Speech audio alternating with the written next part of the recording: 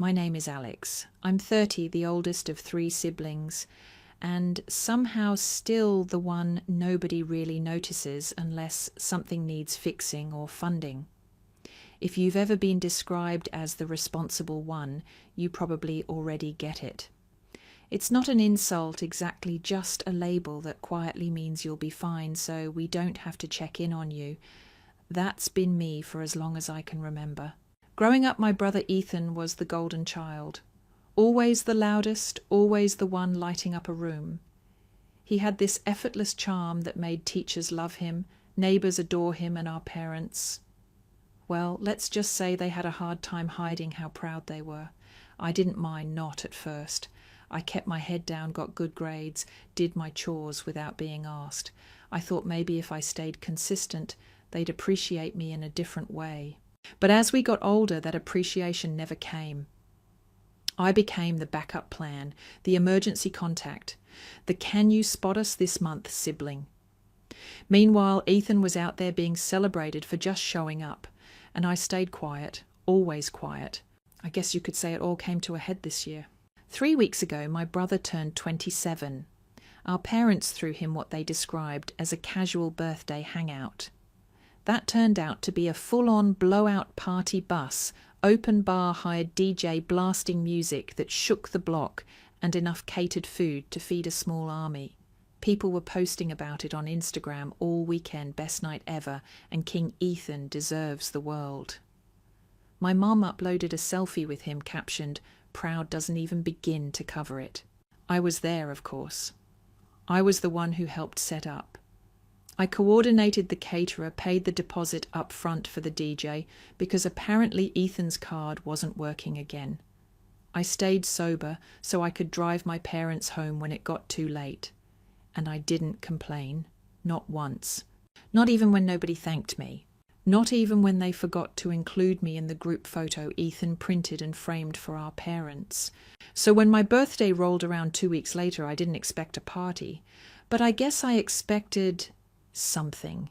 My mom texted me the day before with a casual, "Hey, come by Sunday. We'll do something small for your birthday." No emoji, no exclamation point, no mention of time, just something small. Still, I told myself not to overthink it. Maybe it would be low-key, but nice. Maybe they'd bake a cake or grill in the backyard. I even wore a button-down and jeans, put a little gel in my hair, brought over a bottle of red wine I knew they liked. I got there around 2 p.m. on Sunday. The front door was unlocked. My sister Cara was on the couch with her headphones in, binging some crime docuseries. She looked up, briefly smiled, and went back to her show. I asked where everyone was. "Mom's in the kitchen," she said. "Dad's out running errands. Ethan's with Sophie, I think." Sophie was his new girlfriend.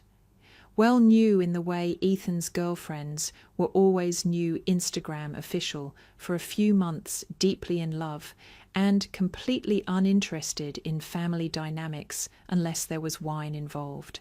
I walked into the kitchen where Mom was standing at the sink drying a mug. She glanced up and smiled like I'd just popped in to say hi on a random Tuesday. "Oh, you made it. Happy birthday, sweetie." That was it. No balloons, no candles, no wrapped gift on the counter. She pointed toward the fridge. "I picked up a little cupcake for you from that bakery you like. It's in there. Vanilla, I think. Still your favourite." I opened the fridge and saw it. A single plastic clamshell with one cupcake sliding around inside the frosting, half squished against the lid. No candle. No card. No sign that anyone had thought about this longer than the time it took to pull into the bakery parking lot. I turned around, cupcake in hand, unsure whether to laugh or cry. Cara said, "Dad's out." "Oh, he just went to Home Depot," she said, not turning around. "He'll be back later. Maybe we'll do dinner or something. Maybe..." She finally looked at me then, as if registering the hurt in my voice for the first time. "Alex, come on. You're not 10. You don't need a big fuss. We're just keeping it simple this year." I nodded slowly. Right, keeping it simple. I walked out to the living room, sat on the edge of the couch, and stared at the cupcake. The frosting had started to melt from the warmth of my hand. Cara didn't look up from her show. The house was quiet, eerily so. I realized no one had even remembered to say, "Let's sing Happy Birthday." I cleared my throat. "Where's Ethan?" She shrugged. "No idea. Sophie posted something earlier about brunch. Maybe I think they're in the city." So, not only did he skip my birthday, but he was at some overpriced rooftop bar with his girlfriend eating avocado toast and sipping mimosas, while I stared at a stale cupcake. I didn't eat it. Instead, I set it on the counter, quietly grabbed my wine bottle, and told Mom I had a headache. "Oh, okay," she said without looking up. "Feel better." I drove back to my apartment in silence. The next morning I woke up to one text from Ethan. "Happy B-Day, bro. Sorry I missed yesterday. We still on for that hike next weekend?" I stared at the screen for a long time, trying to figure out what to say. Eventually, I just set the phone down and opened my laptop instead. I pulled up my finances, the ones no one else in the family ever asked about unless they needed something. I started making a list, because that was the day I realized I wasn't just invisible. I was being used, and something had to change. I didn't respond to Ethan's text, not right away. Instead, I spent that Monday doing something I hadn't done in a long time. I went through all the little tasks I'd taken on for my family and started evaluating what could be undone. I had login info for the house's Wi-Fi account because 3 years ago, Mum had called in a panic about getting disconnected before a Zoom baby shower she was co-hosting. I was the one who offered to just pay it since it's only $85 a month. And since then, it had been on autopay under my name. I stopped that first. The electricity bill, same story. The car insurance, I'd added Ethan to my policy years ago after a speeding ticket nearly doubled his premium. He promised to pay me back. He never did. I dropped him. By Tuesday, my inbox was full of questions. Mum texted, "Did the internet stop working for anyone else?" Then Ethan chimed in on the group chat. "Hey, the car insurance app says I'm not on your plan anymore. What's up with that?" I didn't reply. At first, it felt petty, vindictive, like I was doing this out of spite. But as the silence grew, it started to feel more like clarity. I wasn't punishing them. I was unhooking the tethers, one by one. On Wednesday, Mom called. I let it go to voicemail. Her voice, though chipper, was laced with forced calm. "Hey, sweetheart, just checking in. I think there's a glitch with the utilities. Can you take a look when you get a chance?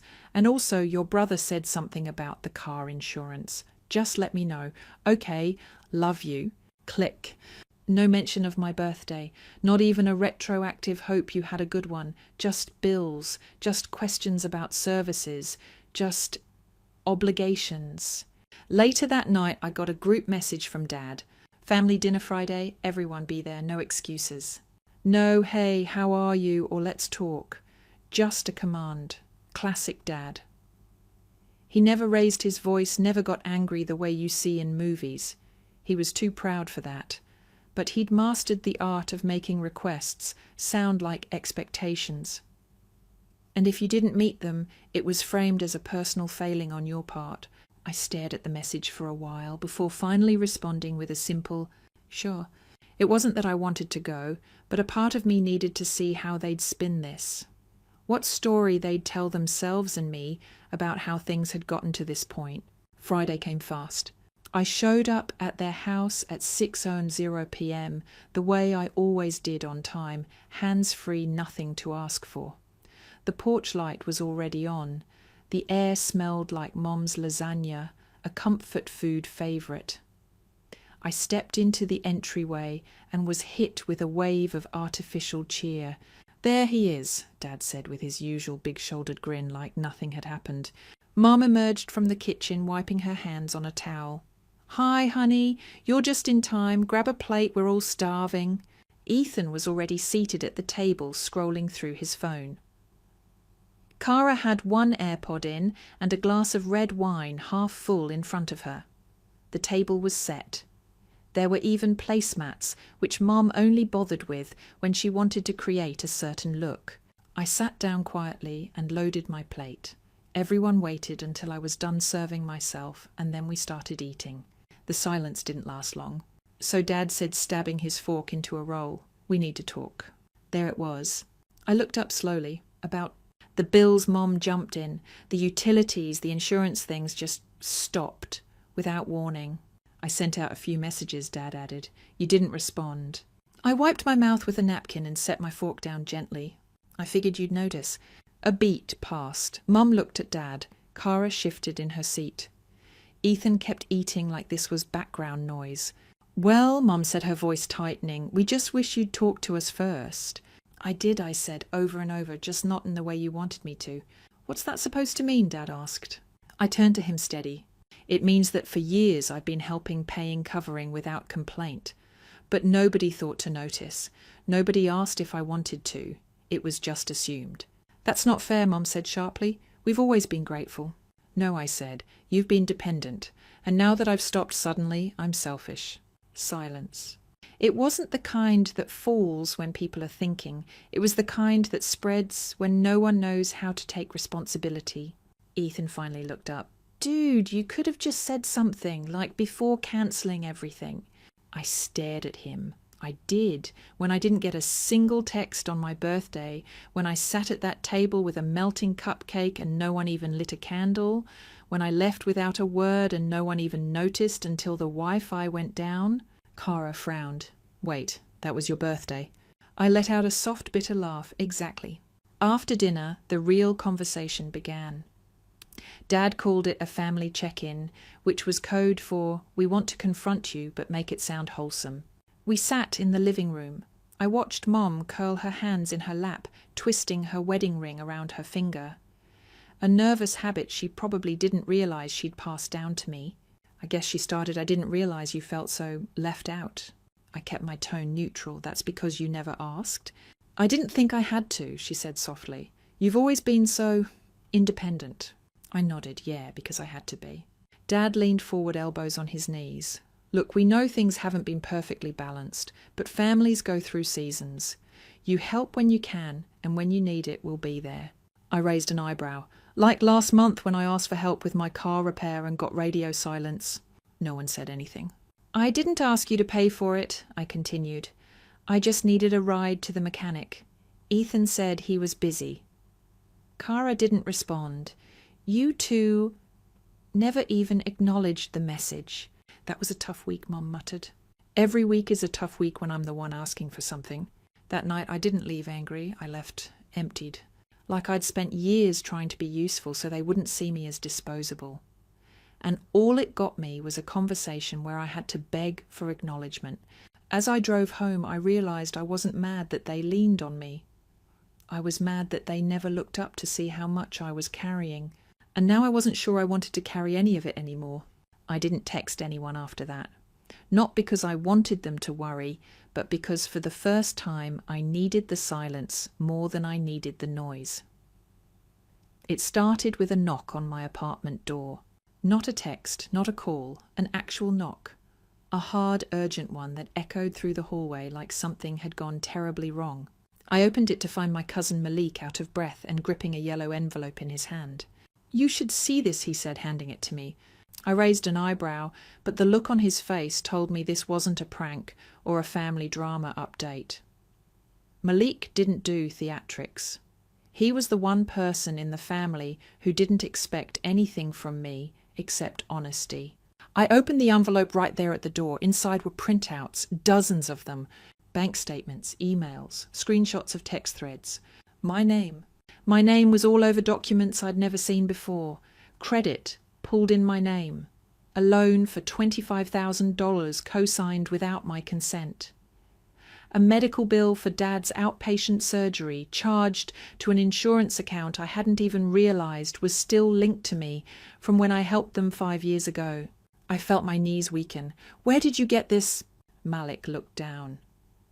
"Auntie dropped some stuff at Mom's house last night. I overheard them talking about how you'd cut them off and how they were scrambling. I saw your name on a few of the files, so I started digging. I figured you should know." I don't remember thanking him. I just remember the sound of my heartbeat in my ears as I sat down on the edge of my bed and started flipping through the pages. They'd taken out a personal loan using a fake joint authorization, one that looked eerily similar to my actual signature. I checked the email account listed for digital authorization. It wasn't mine, but it had my name. They created a shadow version of me. I paced the apartment for almost an hour, not crying, not screaming, just stunned. Everything about me felt distant, like I was watching a story unravel from the outside. Finally, I picked up the phone and dialed Dad. He answered on the third ring. "Jason, hey, I was just about to call." "Don't," I said flat. "I need you and Mom to come to my apartment. Tonight. Bring Ethan and Kara too." There was a pause. "That's serious, huh?" "Bring them." By 7:30, they were all sitting on my living room couch. Mum looked nervous. Kara looked annoyed. Ethan didn't look up from his phone.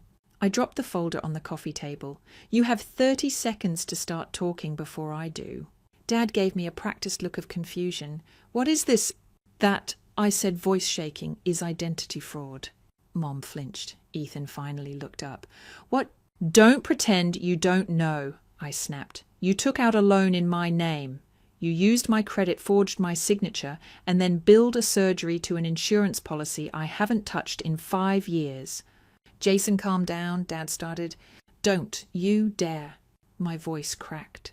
The rage that had been simmering quietly for years finally broke through.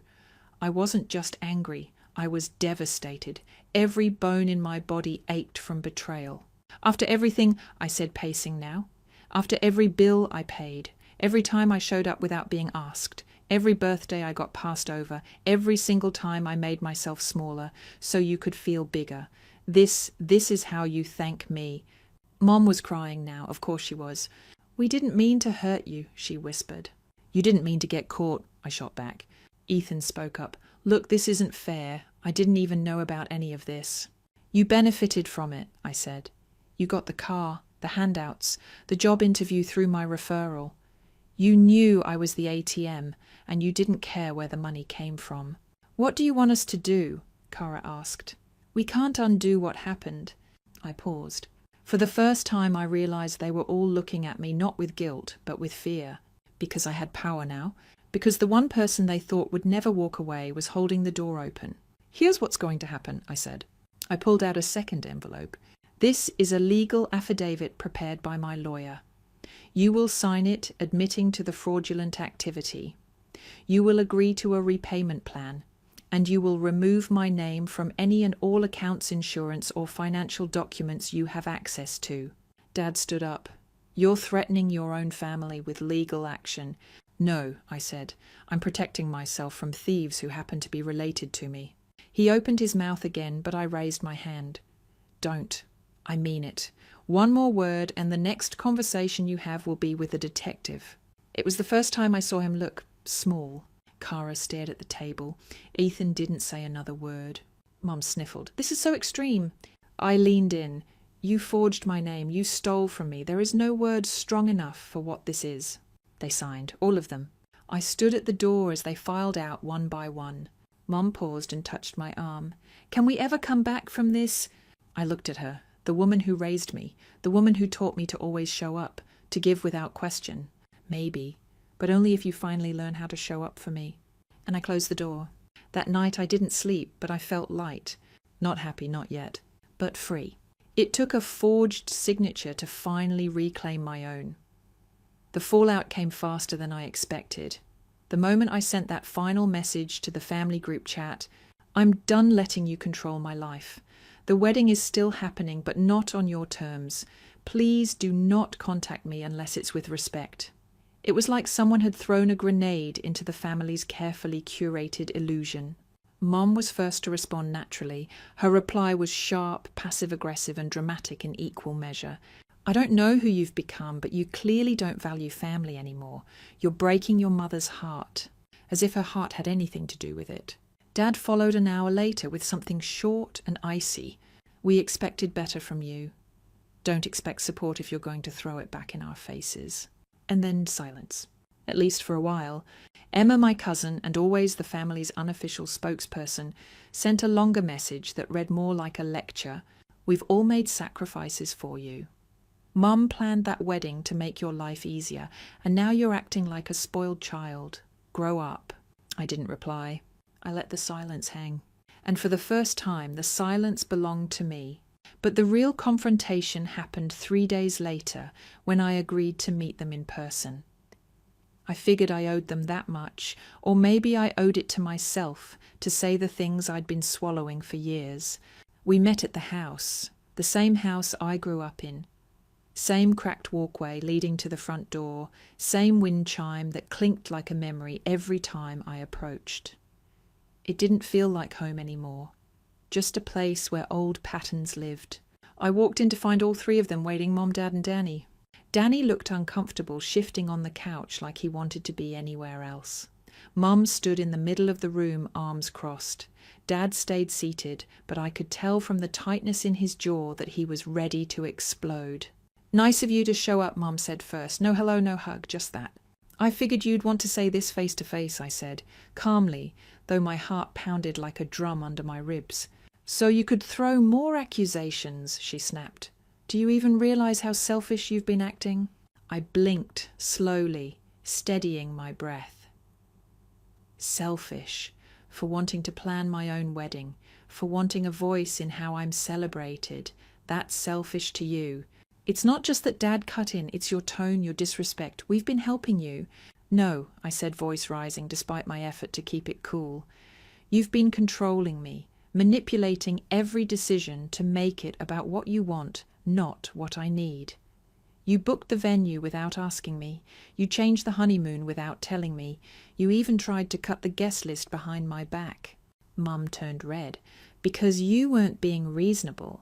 You don't know what you're doing, and we were just trying to make things manageable." "No," I said again. "You were trying to make it yours, and I let you. For too long." The room felt like a balloon about to burst. Danny finally spoke softly. "I just wanted everyone to be happy," he said. "I know," I said, "but that's the problem, Danny. No one cared if I was happy." They stared at me like I was speaking a foreign language. And maybe in a way I was. Because for the first time in years, I wasn't speaking their dialect of guilt and appeasement. "I'm planning the wedding with Maya now," I said. "Just us, our vision, our choices, and you're welcome to be there, but only if you can respect that." Silence. Cold, brittle silence. Then Mom spoke again, her voice low and sharp. "If you walk out now, don't expect to be welcomed back." "I'm not walking out," I said. "I'm stepping forward." And I did. Back in my apartment, I closed the door behind me and leaned against it, the full weight of everything settling in. I didn't cry, not yet. Instead, I exhaled so deeply, it felt like I'd been holding my breath for years. It wasn't relief, not exactly. It was loss. But the kind of loss that clears space for something better. I called Maya. "They didn't take it well," I said. "Did you expect them to?" "No," I admitted, but I think I still hoped.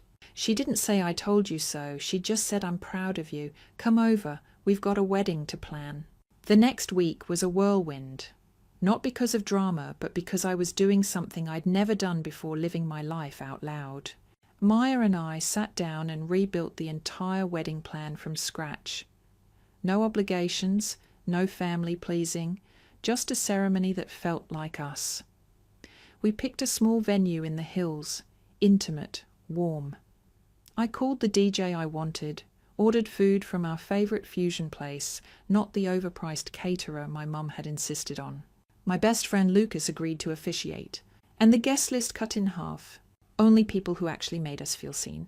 As the details came together, I felt something shift inside, a sense of autonomy, of ownership.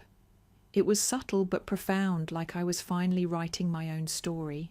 The family backlash, of course, continued in waves. Emails, cold texts, a voicemail from Dad where he didn't yell but sounded defeated. "I hope one day you'll understand what you're throwing away." What they never realized was that I wasn't throwing anything away. I was choosing myself. They hadn't been betrayed. They just lost control, and control is not love. Still at night, I sometimes found myself staring at the ceiling, heart heavy.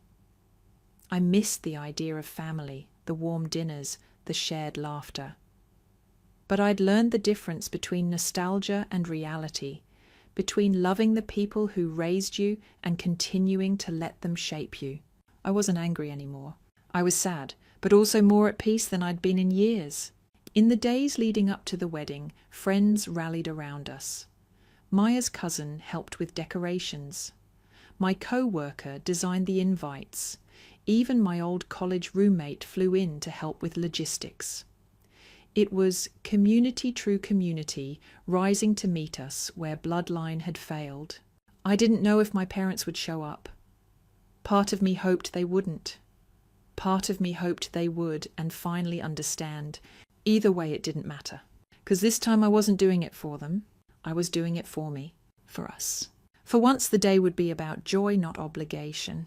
And that felt like a beginning. The sun broke across the hills like it had been waiting just for us.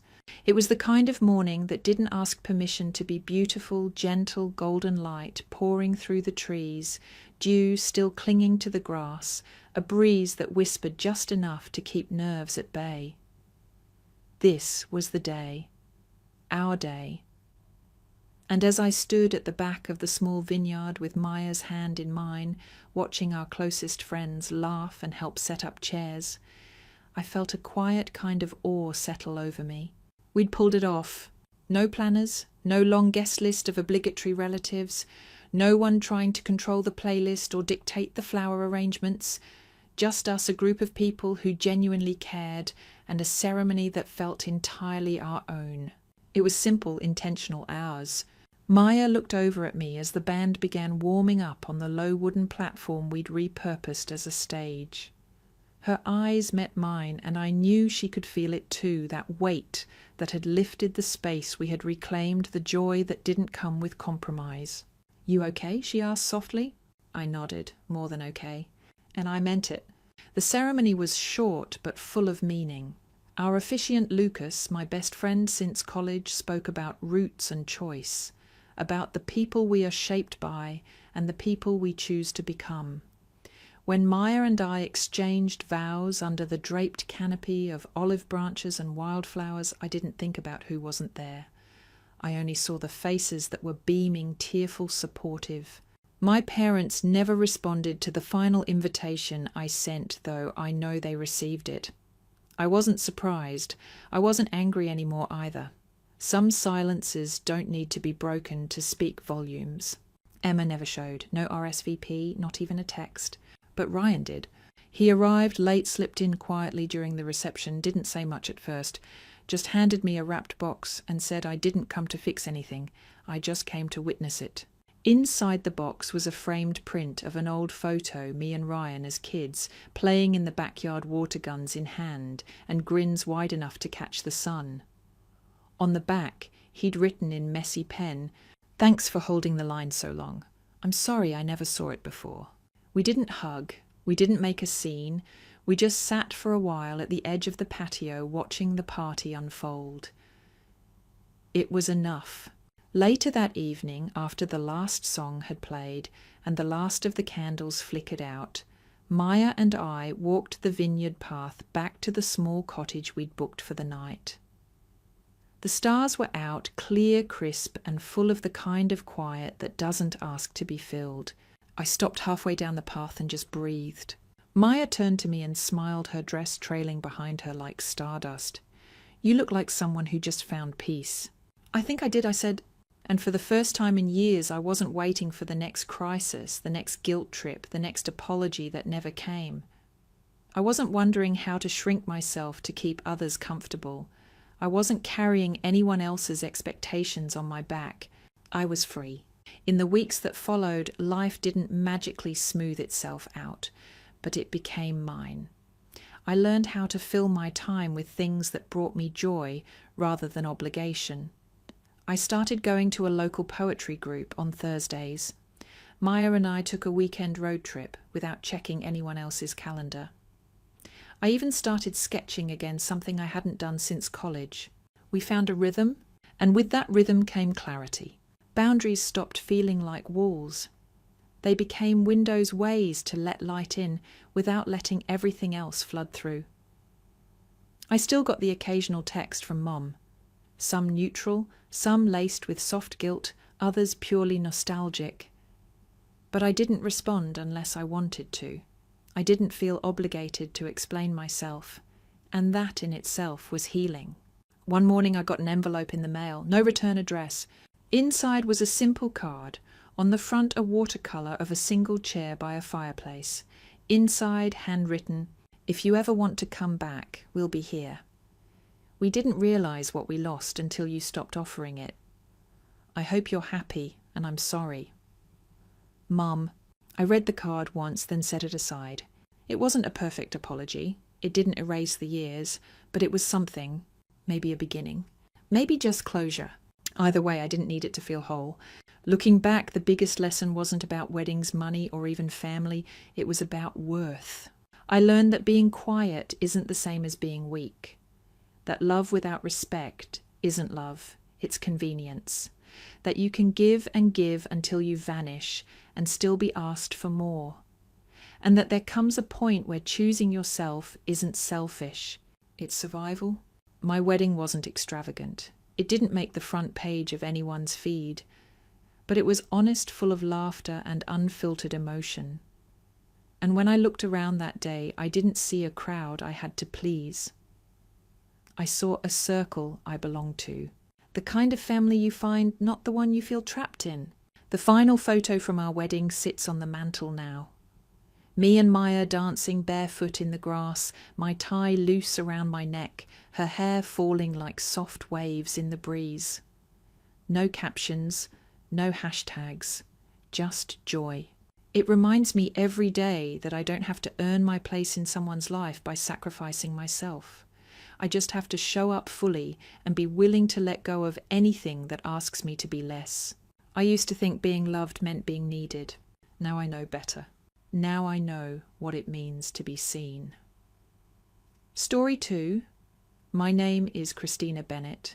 I'm 29, a marketing executive based in Nashville. And until recently, I thought I had a relatively normal life, married to James for 3 years. A few family tensions here and there, but nothing out of the ordinary. That illusion shattered during a Sunday brunch over a cup of coffee that smelled wrong. It happened at my sister-in-law Nina's house, a stately, immaculately decorated home where she hosted our monthly family brunches like some modern-day Southern belle. She was the kind of woman who could smile sweetly while plunging a dagger between your ribs, figuratively, of course. At least that's what I used to think. James and I arrived a little after noon. The dining room was perfectly set, and Nina welcomed us with her usual tight-lipped smile. "Made you a special coffee, honey," James said, handing me a mug. That alone gave me pause. James doesn't usually make coffee for me. Not because he's unkind, he just never took the time. And the way he said it, with a strange little tilt of the head and a smile that didn't quite meet his eyes, unsettled me. "How sweet," I said, forcing a smile and taking the cup. The moment it was in my hands, I caught a whiff of it. Bitter, metallic, off, and something in my gut twisted. Now I've had food poisoning before, enough to know the difference between spoiled milk and something more intentional. My stomach turned just thinking about the last time I was at Nina's house and ended up in urgent care after a cup of tea. Coincidence, they'd said. Stomach bug, the doctor guessed, but these coincidences were adding up. That's when I made a decision, a quiet, calculated one. I stood and said, "Would you mind if I made a quick work call from your study, Nina?" She barely glanced up. "Just don't touch anything." I walked toward her end of the table, and as I passed, I feigned a clumsy stumble enough to bump the table slightly, steady myself on a chair, and swap our coffee cups. It was a risk, a big one, but I had to know. I stepped into the study and stood just behind the doorframe, just enough to see without being seen. My pulse raced. I watched as Nina lifted my mug to her lips. She took a sip. I waited. Nothing. Then slowly her hand trembled. She paused. Her face paled. "James," she said, "something's wrong." He looked up, confused, then terrified. "That wasn't supposed to be your cup," he said, panic slipping into his voice. And that was it. The truth laid bare. The next few minutes were chaos. Nina collapsing James, trying to backtrack me, calling 911 with one hand, while secretly recording with the other. Nina convulsed on the floor, gasping for breath. James muttered things like, It wasn't meant to be this serious, and she wasn't supposed to drink it. But I had heard enough, more than enough. In the ambulance I sat quietly, phone still recording. I wasn't doing it out of malice. I needed proof. For too long I'd second-guessed myself. Wondered if I was being paranoid, but this was real. At the hospital, I gave the doctors the recording. Told them about my repeated hospital visits, the unexplained symptoms. Dr. Phillips, the ER physician, was the first person to look me in the eye and say, "You were right to be suspicious." They ran toxicology, found substances that had no place in a person's bloodstream, certainly not mine, and definitely not Nina's. And then came the second bombshell. This wasn't just some one-time attempt to make me sick. They'd been doing this for months. I sat in the hallway of the ER, back against the wall, arms folded tightly around myself, like I could hold in everything that was breaking apart inside me. I stared ahead at nothing in particular, past the white walls, past the nurses, past the IVs and beeping monitors, and tried to process the fact that the man I married and the woman who called herself my sister had conspired to hurt me. Maybe even worse.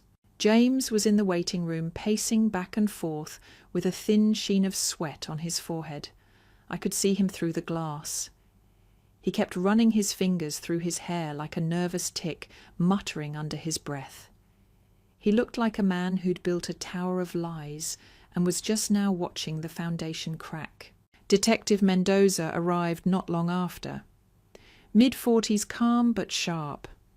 Her eyes told me she'd seen things like this before, knew how to spot the lines between accident, carelessness, and intent. "Mrs. Bennett," she said after introducing herself. "I understand you believe this wasn't the first time someone tried to harm you." I nodded, my throat too dry to speak. But I pulled out my backup phone. I'd been documenting everything for months.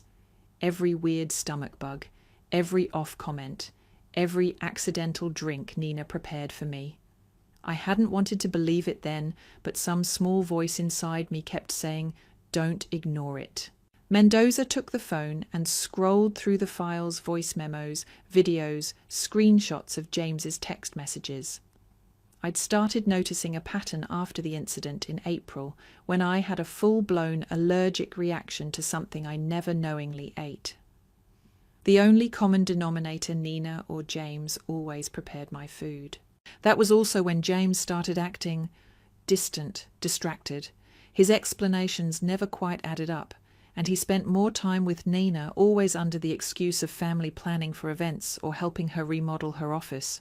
"Your records are thorough," Mendoza said, raising an eyebrow. "You've been collecting evidence for a while." "I didn't know what I'd find," I said, "but I knew something wasn't right." She leaned in slightly. "Why now? Why the coffee swap today?" I looked through the window at Nina's hospital bed, where she lay pale and silent, tubes in her arm. Because I stopped trying to convince myself they wouldn't go that far. By the next morning, things had already started unravelling fast. James was taken in for questioning. His phone had been confiscated, and with it came a series of damning messages between him and Nina. The tone of the texts was unmistakable frustration with my performance at work, jealousy over the Henderson account, and their growing desperation to take me down a notch. What struck me hardest wasn't the cruelty, it was how casual it was. Like they were talking about a prank, not poisoning someone. "She keeps outperforming us. It's only a matter of time before she replaces you. We just need her to miss the next pitch, make it look like she's unreliable." That last one hit me like a slap.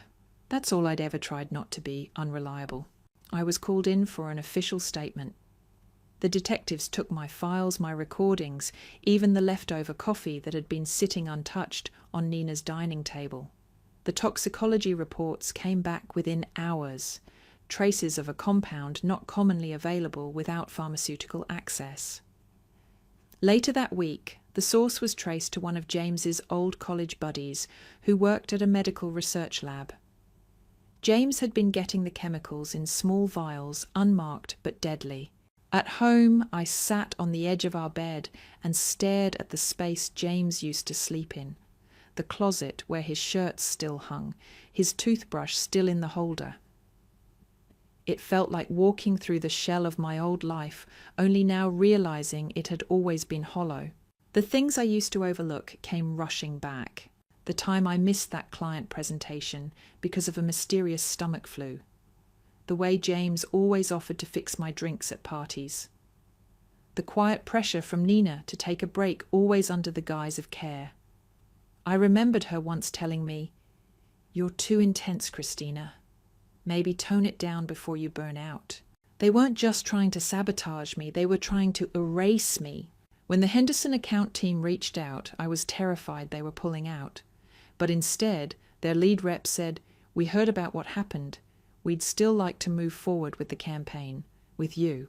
That was the moment the shame cracked, because deep down I'd started to internalize their message. That maybe I was too much, that maybe I'd made it this far by accident or worse, by stepping on others. But that voice, my voice, wasn't mine, it was theirs. The one they planted every time they smiled and said, "Relax, Christina, don't be so serious." I sat down at my kitchen table and opened my laptop.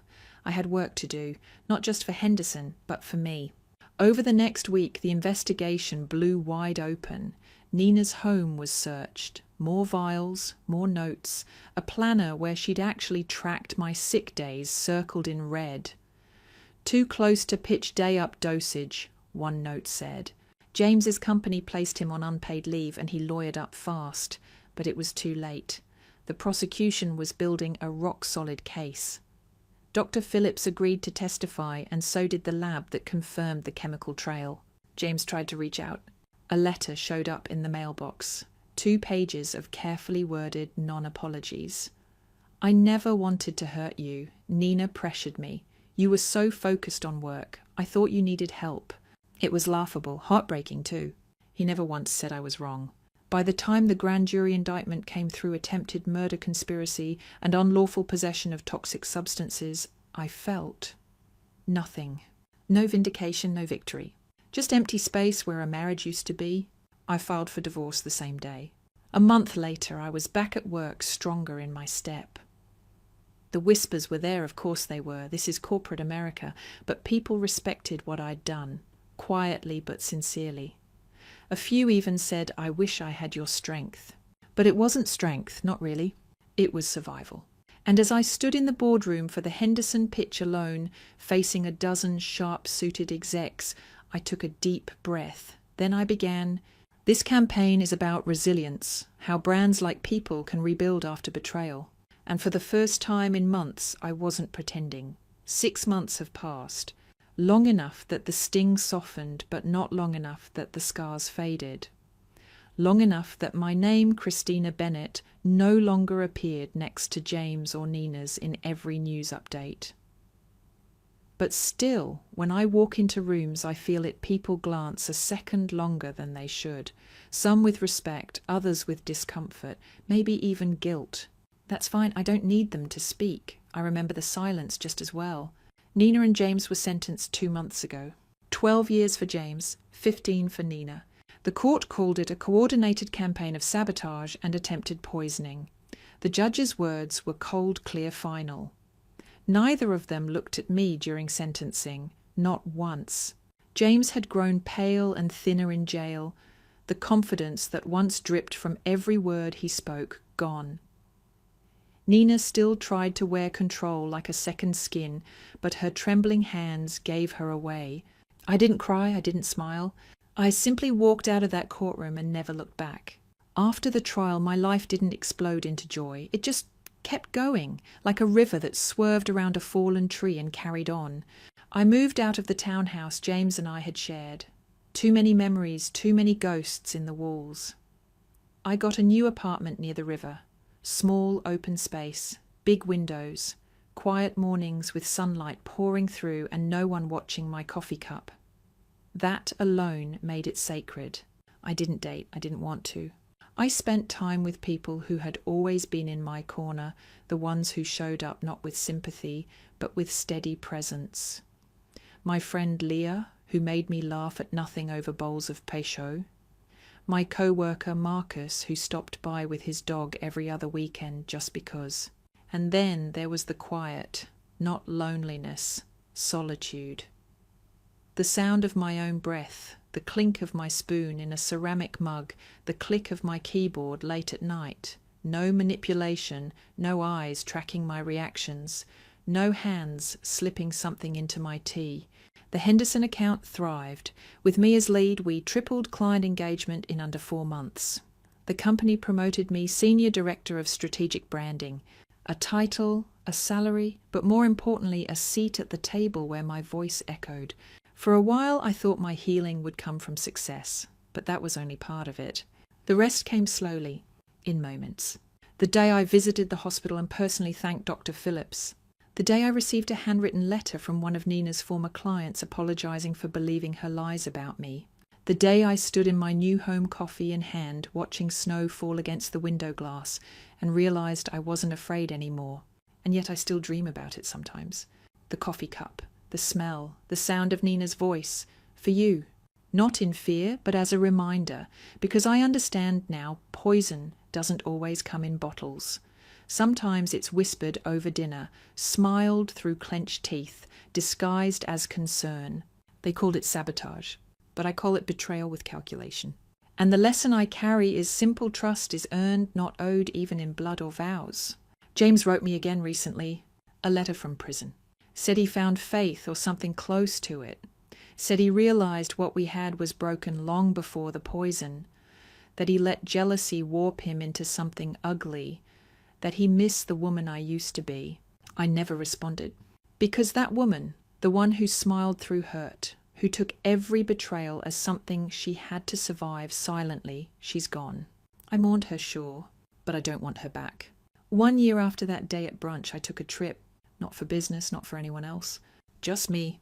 I flew to the Pacific Northwest, hiked along cliffs where the air smelled of pine and freedom, stayed in a small cabin with no cell signal, no calendar reminders, no urgent pings. Just the wind, my breath, the fire I built with my own hands. One morning I sat near the edge of the forest notebook in lap. The page was blank, but my heart wasn't. I wrote they tried to dim me, but I was never a candle. I was the fire. I used to think survival meant shrinking, hiding, ducking below the waves until danger passed. But now I know real survival is standing tall, speaking loud, choosing peace not because you're weak, but because you're done letting pain steal your voice. Nina's firm collapsed within weeks of the trial. Their biggest clients dropped out. The media painted her as the mastermind, which I still think oversimplifies what happened. James wasn't just a pawn, he was an architect of the hurt, but public narratives are rarely complete. And maybe it doesn't matter, because they can't touch me now. Not my work, not my health, not my peace. A few weeks ago, I gave a talk at a leadership seminar for women in business. I stood on a small stage, lights warm on my skin, 100 eyes watching. But I wasn't nervous. I wasn't even thinking about the old days. I was thinking about all the women in that room who'd been gaslit, manipulated, overlooked, who were told they were too intense, too ambitious, too much. I told them this: if your fire makes others squirm, let them burn. You were never meant to be easy to extinguish. The applause was loud, but more than that, the silence afterward, the kind that holds meaning, was louder. Now my days are different. I wake up early, I stretch, I journal. I don't check my email before sunrise anymore. I eat slowly. I work hard, but for me, not for validation. And when I sit with people now, I listen for tone, for intention, for the undercurrents behind their words. Not with suspicion, but with wisdom.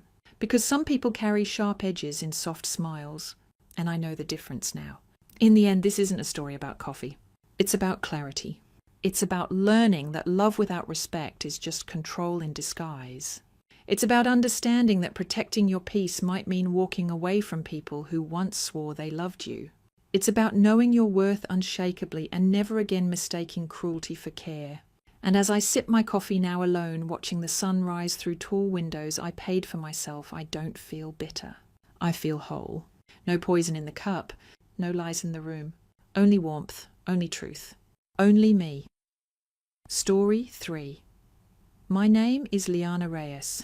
I'm 33, a digital brand strategist, and until recently I thought I had my life mapped out. I'd spent nearly a decade building a business that began in my tiny studio apartment and turned into a 7-figure company. I was engaged to a man I believed was my partner in every way, and my family, though demanding, was tightly woven into my daily life. That illusion shattered in an instant. It began with a text. "Can't make it to dinner tonight, babe. Client emergency." Standard Miles. That was his MO. But what wasn't standard was the Instagram post I saw 2 minutes later uploaded by one of his friends, a photo of him at a rooftop bar in downtown LA, grinning with a drink in hand and his arm around a woman who definitely wasn't me. I stared at the photo until the screen dimmed. 1,000 thoughts rushed through my head, but I felt oddly calm, numb even, like a switch had been flipped. The doorman at Miles's building let me up without question. I'd been coming there for over 2 years after all. I used the key Miles had given me last year with a whole speech about building a future together. When I stepped into the apartment, my voice was steady, sarcastic. "Honey, I'm home." Scrambling, that's all I heard from the bedroom. Miles emerged shirtless and clearly panicked. "Liana, what are you doing here? I thought you had that pitch call." "Thought you had a client emergency," I said, holding up my phone to show the Instagram post. The woman he'd been with peeked out from the bedroom clutching her dress. She blinked at me. "You said you were single." "He's not," I said, slipping off my engagement ring. "But he is now." The ring clattered to the floor. He reached for me. "Baby, please, let me explain. Save it for someone who still buys your stories." He grabbed my wrist. "You're being dramatic. This isn't the end." "Oh, but it is," I said, yanking my arm away. On the drive home, my phone wouldn't stop buzzing. Calls from Miles, then my mum, then my brother Marco. By the time I pulled into my driveway, I wasn't surprised to see my family waiting. "Liana," my mother began as I stepped out of the car. "What have you done?" Miles called. "He's devastated." "So am I," I said coolly. "I caught him cheating." My father stepped forward, always the calm one. "Sweetheart, all couples go through rough patches. You don't throw away years together over one mistake. One mistake you think this was the first time." "He's been a part of this family for years," Marco said. "And he's been helping with Dad's real estate expansion. This affects all of us." There it was, the real issue. It wasn't about love or trust, it was about business. "You all knew," I said, eyes sweeping across their faces. "You knew and said nothing. You're overreacting," my sister-in-law said, not even trying to hide her smirk. "You've always been too sensitive." I nodded slowly. Got it. So it's my fault he cheated. My fault for not pretending everything's fine so we can keep the family money machine running. "Liana," my mother said, her tone laced with warning, "let's just talk about this tomorrow." "No, let's talk now," I said. "I'm selling my business." Silence, absolute silence. "You're what?" my father said, stunned. "You want Miles. You want your investments, fine. Take them, but you lose me." I walked past them and into the house. Inside, I opened my laptop and began drafting an email to my broker. I wanted the sale quiet and fast. I contacted a real estate agent next. I picked Boston as my next home almost arbitrarily. I had a friend there. It was far enough. The next morning I sat at the kitchen table sipping coffee as if nothing had changed. My mother stormed in. "You can't just run away." "I'm not running, I'm liberating myself." And I meant it. Within 2 weeks the business was sold to a female-led investment firm.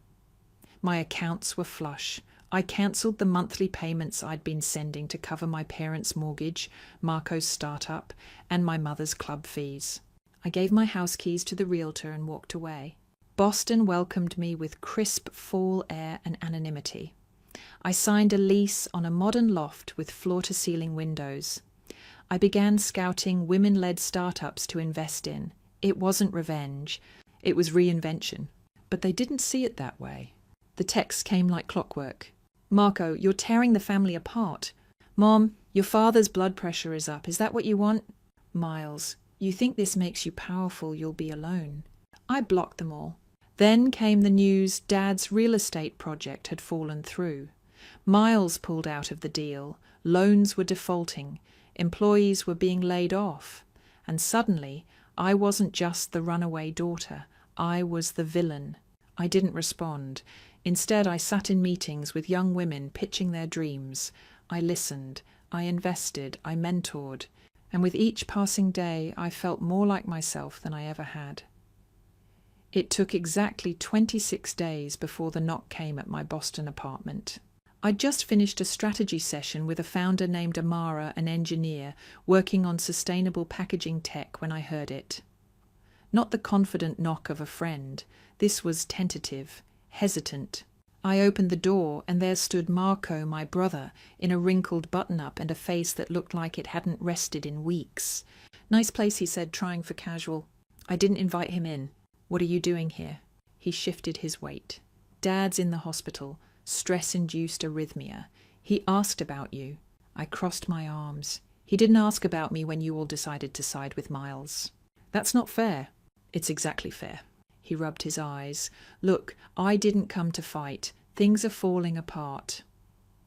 Miles backed out of the expansion deal. The investors bailed. We're facing lawsuits. If we lose the office building downtown, what does that have to do with me? "You could fix it," he said quietly. "You sold your company. You have the means."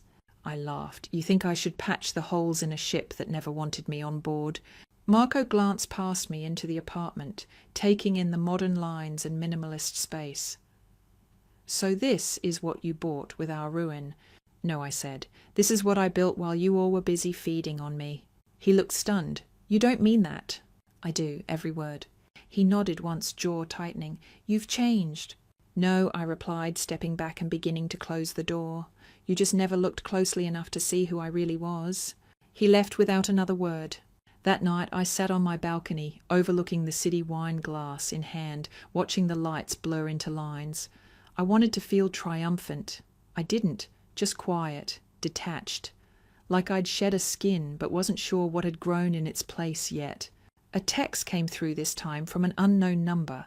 "I heard what you did for Amara. Thank you. She speaks so highly of you. If you're ever open to mentoring someone else with a dream, I'd love to connect. Maya founder, Women Thrive Collective." I stared at the message for a long moment, then typed back, "Let's talk Monday." I wasn't done giving. I was just done giving to those who thought they were entitled to it. 2 weeks later, I flew back to California. It wasn't a family summons. It was my own decision prompted by one simple truth. I didn't want any lingering what-ifs. The hospital was grey and sterile like they all are.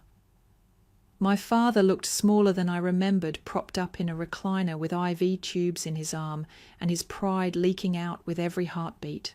"Liana," he said when I walked in. His voice cracked on my name. I sat, not close, just enough to hear. "You look strong," he said. "You were always the strong one." "You never said that before." He nodded slowly. "I should have. I see things clearer now. Not just because of Miles, because of everything." Silence stretched between us. "I'm not here to fix the company," I said. "I know. I'm not here to be the obedient daughter, or the wallet, or the punching bag." His shoulders dropped. "What are you here for?" "To let you say whatever it is you need to say. Then I'm going back to Boston." He looked away. "I was proud of you. I just didn't know how to show it. You made money without playing by the old rules. That scared me. And Miles, he knew how to talk to me, made me feel like I understood something. You chose comfort over character," I said plainly, "and you let the rest follow." "I did," he admitted, "and I'm sorry." I stood. "I don't need your apology. I just needed to hear you say it. For me." He closed his eyes. "What happens now?" Now I shrugged. "You sell the assets. Take care of what you can. Start over if you want, or don't, but you do it without me." He didn't argue. That more than anything told me he finally understood. I didn't stay the night. I caught a red-eye back to Boston and slept through most of it. When I landed, there were 2 messages waiting for me. The first was from Maya. Her collective had launched a crowdfunding campaign after our call, and they'd already hit 30% of their target in 2 days. The second was from my mother. "We're selling the house. The country club's gone. Your father's stepping back. Marco blames you. I don't. Not anymore." There was no plea, no ask, just a final sentence. "You're right to protect your peace. I hope you find joy, Liana, truly. I didn't reply. I didn't need to. The new year came fast. I joined a small venture circle investing in underrepresented women. I partnered with a tech incubator. I made space for ideas that lit something in me. And one night after a pitch meeting, Maya said something that stuck. You don't just invest in companies, she said. You invest in people, in belief.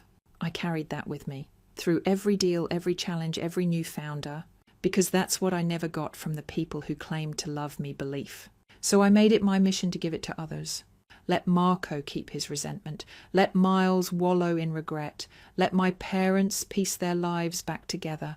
Me, I was just getting started. It had been 6 months since I'd last spoken to anyone in my family. Half a year of silence broken only by a flurry of unanswered voicemails and guilt-laced texts. The last message from my mother had read, "We raised you better than this. Family comes first." I didn't respond. Not out of anger anymore, but because I'd finally learned something vital. Family isn't who claims you when it's easy, it's who stands beside you when it's hard. My mornings in Boston started quietly. Black coffee, news articles, investment pitches. I'd built a rhythm. I was helping fund 4 women-led startups, mentoring 2 founders, and preparing to launch a small venture capital group focused entirely on marginalized entrepreneurs. It wasn't the life I had before, but that life had been built on conditional love and misplaced trust. This one was mine. Then one morning, my phone buzzed with a call from a number I didn't recognize. I almost let it ring out, but instinct made me answer. "Liana, it's Marco." His voice was tired, less polished than I remembered. "Dad's in the hospital again. It's serious this time. You should come." I hesitated, not out of cruelty, but self-protection. "Why now?" "Because he asked for you." I agreed, not because I owed them anything, but because I needed to see for myself what remained. When I walked into the hospital room, the air was thick with unspoken history. My father looked smaller somehow, not just physically, but in presence. Gone was the man who used his calm voice to manipulate me into compliance. In his place was someone frail, uncertain. "Liana," he said weakly. "Hi, Dad. I didn't expect you to come." "I didn't come for closure," I said honestly. "I came because I wanted to say what I should have said long ago." My mother sat in the corner, her makeup smeared from crying. Marco hovered near the window. Elizabeth wasn't there, which felt appropriate. My father looked at me with glassy eyes. "We made mistakes." "You chose someone who hurt me," I replied softly. "And you kept choosing him even after the truth came out." His hand trembled on the blanket. I thought I was protecting the family. "No," I said. "You were protecting a system, one where I gave everything and was expected to be grateful for the crumbs of approval." Silence. Then he nodded almost imperceptibly. "You were always the strongest." That broke something in me, not out of sentiment, but because it was finally said out loud. I didn't stay long. I told Marco to call if anything changed. Before I left, my mother followed me into the hallway. "Liana," she said, her voice low, "he's not the same man." "Neither am I. Can't we fix this?" I looked at her, really looked. And for the first time, I didn't see the woman who made me feel small. I saw someone who had never understood me. "No," I said gently, "but we can stop pretending we're something we're not." And then I walked away. That night, I sat in my apartment staring out at the city lights. Boston had become more than an escape, it was a rebirth. My email pinged. Simone, one of the first founders I'd invested in, had just closed her Series A round with national coverage. The subject line read, "We did it." I smiled, then looked down at the necklace I now wore every day. A small hawk charm. In my family's native heritage, the hawk meant clarity, perspective, and independence. I'd chosen it to remind myself I am not what they said I was. I am what I build. My phone buzzed again, a new message from a young founder I'd met at a workshop. "I don't know where to start, but I believe in what I'm building. Can you help?" I replied, "I'll make time, let's talk." Because this was the path now, helping others build what I had to fight so hard for, not out of revenge, not out of pride. but because once you've freed yourself, you can't help but clear the path for others. And that's what real legacy looks like.